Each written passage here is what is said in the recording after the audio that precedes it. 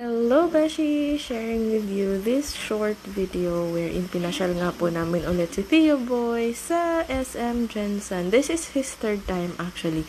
Ang first time niya po is parang 4 to 5 months old siya nun. Then, ang second time niya is together with his trainer, which is si Sir John. Nasa Reels ko po yan. And this is his third time together with me, his daddy, his papu, and his grandma. So, ayan, as you can notice, napakadali na pong dalhin ni Theo Boy kasi sumusunod na po siya sa mga basic commands. Ayan nga po, at pa-chill-chill lang po siya. Yan. Hindi ko na po nakuhanan yung mga chika bebe niya. Yan. Alam niyo naman po si Theo Boy, pag nakakita ito ng mga chika babes or mga nagagandang mga dalaga is, ayan, nagpapakyut po yan siya, nagpapahag, ayan.